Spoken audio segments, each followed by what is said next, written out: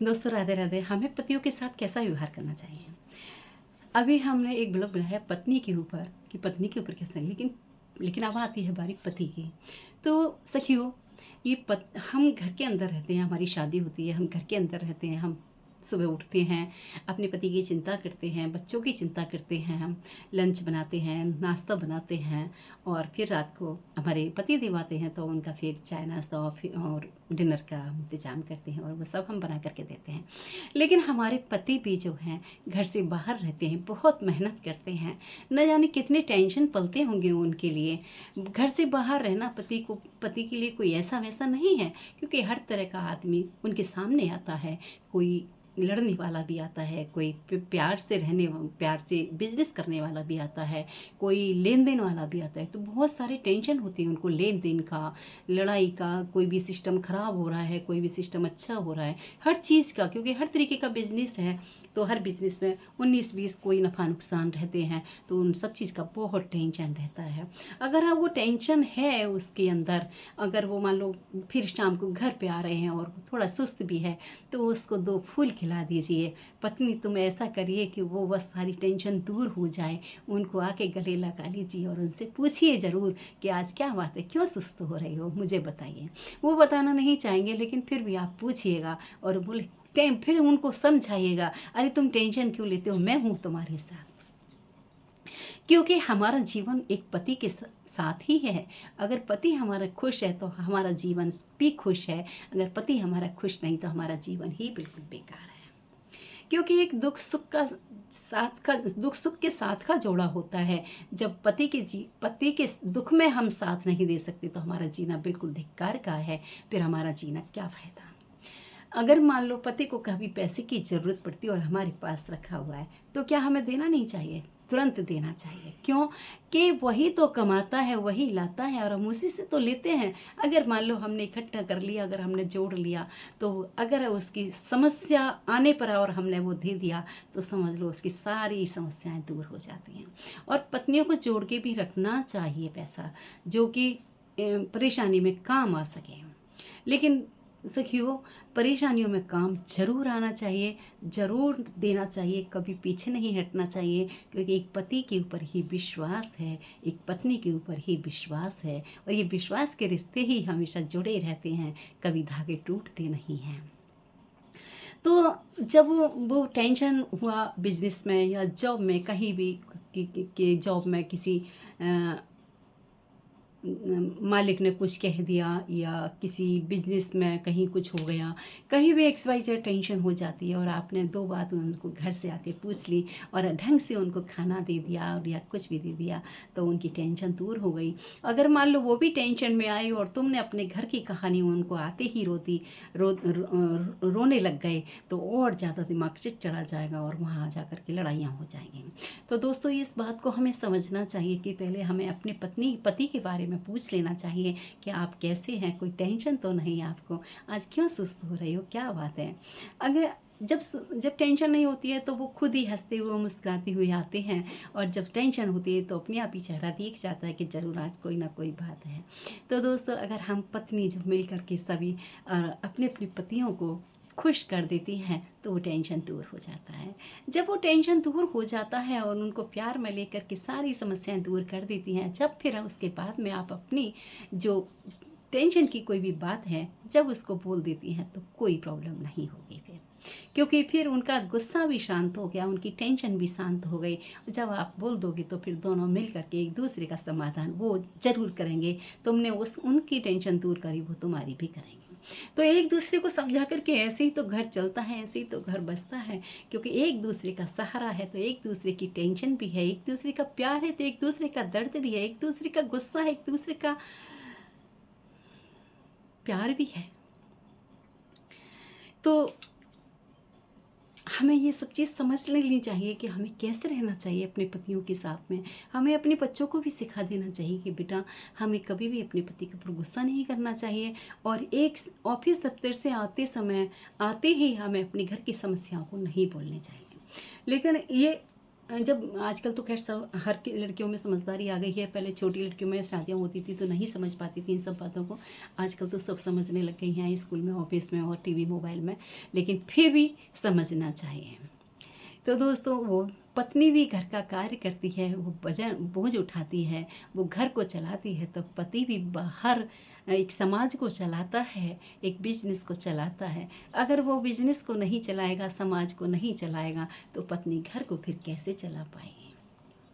तो ये है एक प्यार का साथी, ये एक प्यार का साथी है ये। जब हम प्यार से रहेंगे तभी हमारा घर आगे बढ़ सकता है, तभी हम संभल सकते हैं। क्यों कि माँ बाप जो है, बेटे के जो माँ बाप होते हैं, आजकल तो खैर बहुत बदल गए हैं। जो पहले जो थे, पहले तो बहुत बुरा हाल था। वो समझते ही नहीं थे कि बहू ये हमारे घर की है, या हमारे घर का मालिक है, या हमारे घर की कुछ है। क्योंकि वो शुरू से चली आ रही है कि घर की बहू तो एक नौकरानी की तरह होती है। लेकिन वो ज़माना गया, अब कुछ भी नहीं, अब तो महारानी बन के ही रह सकती है। तो दोस्तों, अगर आपको घर चलाना है तो पति पत्नी को दोनों को ही मिलकर प्यार से रहना चाहिए। तो पतियों की हमेशा इज्जत करनी चाहिए। एक दूसरी बात यह है कि मान लो पति को कभी गुस्सा आ जाता है तो उस समय चुपचाप से शांत हो जाइए, और जब वो शांत हो जाते हैं फिर आप उनको कुछ भी कह सकती हैं, लेकिन 4 लोगों के सामने नहीं, अकेले में जा कर के। ना तो पति का ही फर्ज बनता है कि हम 4 लोगों के सामने, अपने घर वालों के सामने अपनी पत्नी को हम कुछ सुनाएं, और ना पत्नी का फर्ज बनता है कि हम 4 लोगों के सामने किसी को सुनाएं। तो ना तो पति पत्नी को दोनों को ही एक अपने घर वालों के सामने, ना तो लड़की को अपने पीहर में माँ बाप के सामने कुछ सुनाना चाहिए, और ना ससुराल में अपने पति को पत्नी के लिए कुछ सुनाना चाहिए जो अपने पेरेंट्स के सामने है। क्योंकि अगर तुम पेरेंट्स के सामने एक दूसरे को सुनाना शुरू कर दोगे तो वो पेरेंट्स फिर ना तो आपकी चिंता करेंगे, और ना पति की चिंता करेंगे, और ना पत्नी की चिंता करेंगे। वो भी ऐसे ही बोलने लग जाएंगे, वो भी तुम्हारी बेइज्जती करने लग जाएंगे। तो दोस्तों, इन सब बातों का समझना बहुत ज़रूरी होता है। दूसरी बात यह है कि जब हमारी शादी हो गई और हमें घर चलाना है, हमारा घर बसना है, तो हम ज़्यादा अपने घर के एड्रेस भी क्यों दें। हम घर के सारे एक एक जो क्या खा रहे हैं, क्या बना रहे हैं, क्या कर रहे हैं, हम क्यों ऐसे शब्द बोलें अपने माँ के लिए कि हम वीडियो कॉल पर हर समय चल रहे हैं, हर समय हम बात कर रहे हैं। और क्यों हमारी माँ को अपने बेटे की बहू की सारी बातें बतानी चाहिए, नंद को बिल्कुल नहीं बतानी चाहिए। क्यों कि नंद भौजाई में जो बातें होती हैं वो इसीलिए जो लड़ाइयाँ हो जाती हैं, कहीं कहीं तो बहुत ज़्यादा माहौल ख़राब हो जाते हैं, क्योंकि माँ बेटे को सारी बातें अपनी बहू की बता देती है, और बहू भी अपनी माँ को सारी बात बता देती है। तो इसी तरीके से ये घर बिगड़ते चले जा रहे हैं, और घरों में दरारें आती जा रही हैं। तो हमें जब अपना घर बसाना है तो अपने तरीके से बसाइए। तुम्हें कुछ पूछना है तो पूछ सकती हो, ना कि एक एक बात अपनी माँ को बताएं, एक एक बात अपनी बेटी को बताएं। ये नहीं होना चाहिए, क्योंकि हमें अपने बेटे की बहू जो आई है उसका भी तो हमें घर बसाना है, और बेटी का भी हमें घर बसाना है। तो कभी भी हमें ऐसी बातें नहीं करनी चाहिए जो कि बेटी के मन में दरार आ जाए और बहू के मन में भी दरार आ जाए। क्योंकि जब हम बहू की हम बुराई करेंगे अपनी बेटी से, तो बेटी का मन भी उसी तरीके से हो जाएगा कि वो अपनी भाभी से कभी प्यार नहीं कर पाएगी। और जब बेटी अगर अपने पति की और अपने सास ससुर की बुराई करेगी, तो तुम बेटी की माँ के दिल में भी ऐसी भावना हो जाएंगी कि वो आपके सास ससुर के, आपके पति की कभी वो इज्जत नहीं कर पाएंगे। कभी भी अपनी पति की बुराई नहीं करनी चाहिए घर से बाहर, ना अपनी माँ से, ना बहन से, ना किसी से, क्योंकि वो पति है हमारा। अगर वो हमें कुछ बोलता भी है, कभी डांटता भी है, तो हमें प्यार भी तो वही करता है, कोई दूसरा नहीं आता। अगर हम बुराई कर देंगे तो वो भी घृणा की तरह, एक घृणा के रूप में हमारे पति को देखेंगी और व्यवहार करेंगी, ना कि वो हमारे साथ इज्जत करेंगी। और जब वो हमारे पति की इज्जत नहीं करेंगी तो हमें बहुत बुरा लगेगा, वो हमें सहन नहीं होगा। तो हम बहन बहनों में भी लड़ाई हो जाएगी, हम माँ बेटियों में भी लड़ाई हो जाएगी। तो इसीलिए दोस्तों, ये एक बात का, सम्मान का ही तो सब कुछ रह गया है, एक बात का ही तो जिक्र सब जगह रह गया है। चाहे वो माँ हो, चाहे बहन हो, चाहे बहू हो, चाहे नंद हो, चाहे बेटी हो, कोई भी हो, कि हमें बात कौन सी बात कहाँ करनी चाहिए, इन्हीं बातों का तो ध्यान रखना है। तो ऐसे ही हम पत्नियों को अपने पति की इज्जत करनी चाहिए, कहीं किसी की बुराई नहीं करनी चाहिए। क्यों कि अगर हम अपनी माँ से बुराई कर देंगे तो माँ कभी भी हमारे पति की इज्जत नहीं कर पाएंगी। अगर हम अपनी बहन से कर देंगे तो हमारी बहन कभी अपनी जीजा की इज्जत नहीं कर पाएगी, हमारे पति की इज्जत नहीं कर पाएगी। तो दोस्तों, हमें कहीं भी अपने पति की बुराई नहीं करनी है, चाहे वो कैसा भी है, चाहे वो 500 रुपये रोज़ कमाता है, चाहे वो हम 2 रोटी हमें मुश्किल से मिलती हैं या राजाओं की तरह मिलती हैं, लेकिन वो भी तो हमारा नसीब है। नसीब के हिसाब से हमें जैसा मिलता है उसी में स्वीकार कर लेना चाहिए, कभी हमें बुराई नहीं करनी चाहिए। क्यों कि समय का कुछ नहीं पता कब चेंज हो जाए। अरे आज हम गरीब हैं, कल को अमीर हो जाएं। हम दोनों को मिल कर के मेहनत करनी चाहिए, अपने बलबूते पे अपने पैरों पे खड़े होना चाहिए, ना कि हम किसी से बुराई करके और अपने घर को बिगड़वा लें। क्यों हम बुराई करें किसी से। तो दोस्तों, ये बात बहुत अच्छी है, समझने लायक है।